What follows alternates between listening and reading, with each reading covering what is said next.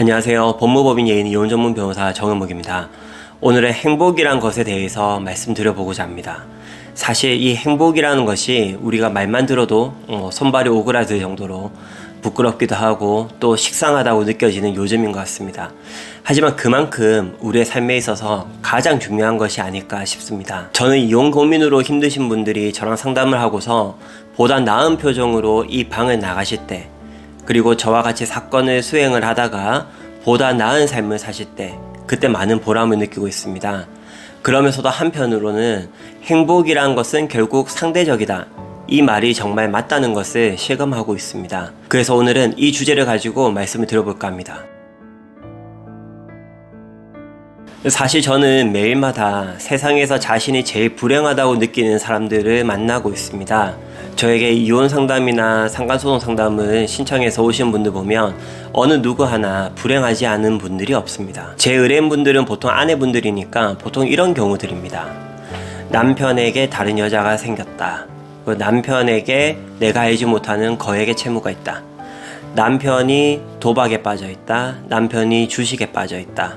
남편이 나를 때린다. 남편이 아이를 때린다. 남편이 술에 빠져서, 남편이 자신을 무시해서, 남편이 자신을 여자라고 조금이라도 생각하지 않아서 이렇게 불행하다고 하신 분들 많이 만나 뵙고 있습니다. 정말 다양한 경우들이 있지만 아마 이분들은 자신의 인생에서 가장 힘든 시기를 겪고 있는 것이라고 생각합니다. 이분들은 길거리에서 TV에서 웃고 있는 사람들을 보면 너무나 부러운 그런 심정일 것 같습니다. 변호사 상담을 한다고 해서 상황 자체가 바뀌지는 않습니다.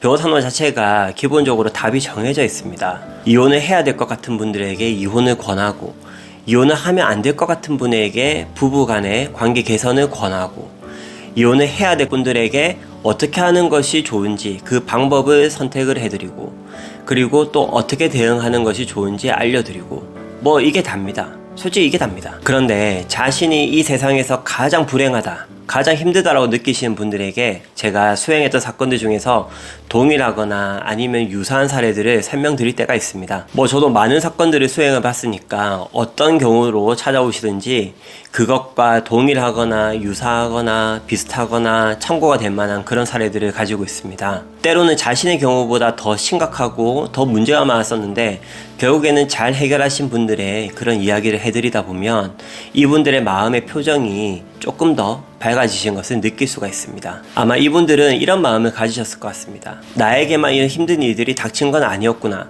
나보다 더 심한 경우도 있었구나. 그럼에도 불구하고 이분들은 더 나은 삶으로 가고 있었구나. 아마 이렇게 느끼셨을 것 같습니다. 이런 과정들을 통해서 처음에는 이혼을 하려고 오셨다가도 다시 마음을 고쳐먹고 가정을 회복하려고 하신 분도 계시고, 또는 그냥 상한소송만 하려고 했다가 이제 더 이상은 안 되겠구나 싶어서 남편과의 관계를 완전히 정리하려고 하신 분도 계십니다. 그러니까 어느 경우든 마음속에 확신이 생겼던 것은 분명합니다. 이 세상에 그 어느 누구도 자신이 불행한 일을 겪을 것이라고 예견한 사람도 없을 것이고, 또 그렇게 되기를 희망한 사람도 없을 것입니다. 그럼에도 불구하고 지금 자신에게 힘든 일과 불행한 일들이 닥쳐왔습니다. 내가 제일 불행한 것 같았지만, 그런데 나보다 더 힘든 일을 겪은 그 사람들의 이야기를 들어보면 조금은 나아질 수 있습니다. 그분들의 사례를 통해서 마음의 위로와 평안을 찾을 수도 있습니다. 그렇게 나의 삶 자체도 더 나은 삶으로 변화할 수가 있습니다. 그러므로 행복은 상대적이고 삶도 상대적입니다. 우리가 해야 될 것은 어떤 상황 속에서도 행복의 근거들을 하나씩 찾아내는 것이라고 생각합니다. 안 그래도 힘든 사람에게 힘내세요 이렇게 말하는 것은 아무런 도움이 안 된다고 합니다. 그저 그 일을 겪은 당사자 본인이 그냥 그렇게 살아가는 거죠. 그렇게만 해도 충분합니다.